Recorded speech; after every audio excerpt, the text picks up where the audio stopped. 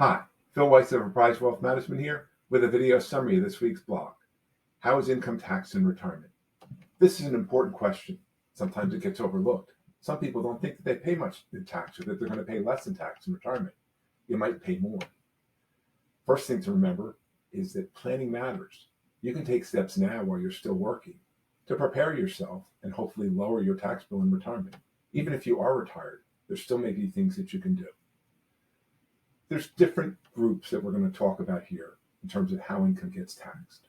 First, we're going to look at income that's fully taxed. That would be withdrawals or distributions from your traditional retirement accounts, such as IRAs, 401ks, 403bs.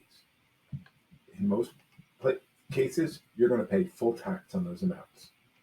Remember, we're focusing on federal tax here, though, not state. There may be state differences. The next component, pensions. Usually pensions are going to be fully taxable at the federal level. And last, we have non-retirement or brokerage accounts. Those can be fully taxed, but they'll be a little bit different because if you have capital gains, they're going to be taxed at a capital gains rate. That's a little bit lower in many cases than your ordinary tax rate. Then we have income that's partially taxed. The main one that falls in this category is Social Security. No matter what your income is, you're going to have 15% of your Social Security income exempt from taxation. How much of the rest is going to be subject to tax is dependent upon your income level.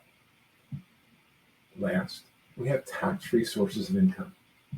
When it comes to that, you have things like health savings accounts, which provide a triple tax benefit. We have Roth IRAs.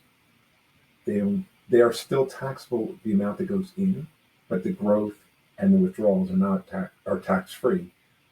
So a little bit less tax advantage than an HSA, but they still provide significant benefits. And then we have muni bonds, where you may not pay tax at the federal level, and depending upon where that income is sourced, you might not pay it at the state level either. I have not talked about products in this video, such as annuities, life insurance, things like that. We also have one more item that I almost left out, and that's what happens when you sell your house. The IRS has some favorable rules here for homeowners. If you meet the requirements, up to $500,000 of gain for a married couple can be excluded from tax, up to $250,000 if you're single. Hope you find this week's blog helpful. I'll be back again with Apprise's 5 favorite reads next week. Have a great day.